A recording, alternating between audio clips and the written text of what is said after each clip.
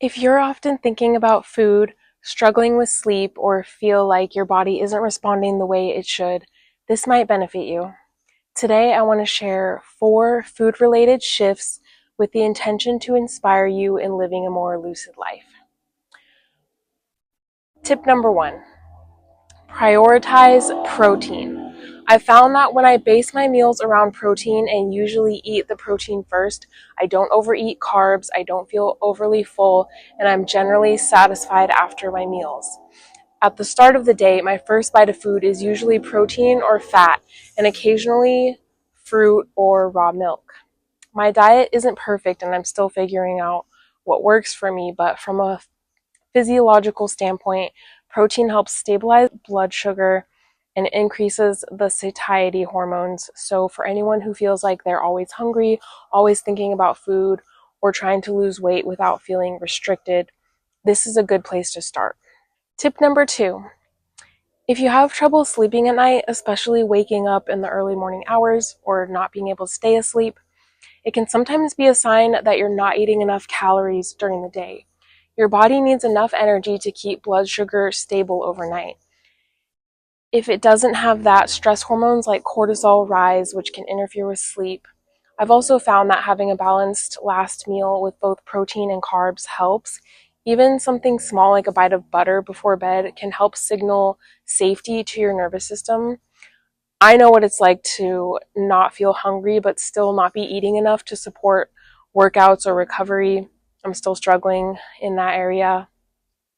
And we also live in a culture where people are really reliant on caffeine and starting their mornings with coffee and then just relying on it for the rest of the day when really they just need more calories.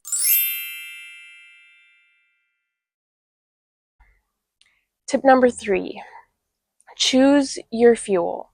The body primarily runs on fat or carbs. Some people are metabolically flexible and can switch easily between the two, but most people tend to function better when their diets lean more towards one or the other, either higher fat and lower carb or higher carb and lower fat.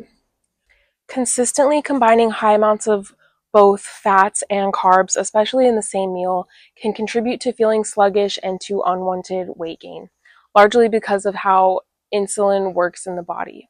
That doesn't have to be extreme, just paying attention to which fuel your body seems to crave or respond better to can make a difference in energy and digestion. Number 4, be mindful of fasting.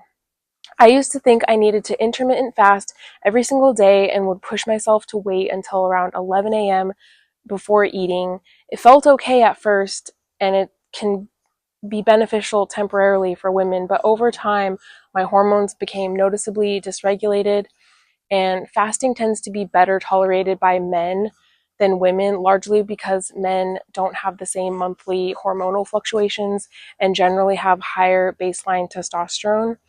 From a physiological standpoint, short-term fasting in men has been shown to improve insulin sensitivity, and it can increase fat oxidation and in some cases support testosterone and growth hormone levels in men.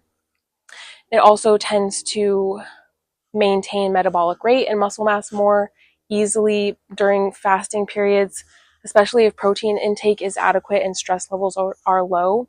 That said, chronic undereating or excessive fasting can still backfire for men, raising cortisol, lowering testosterone, and impairing recovery, especially when combined with intense training and poor sleep.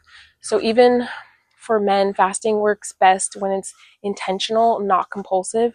And for women especially, prolonged or aggressive fasting can increase cortisol and lower progesterone, especially when done daily without regard to the menstrual cycle.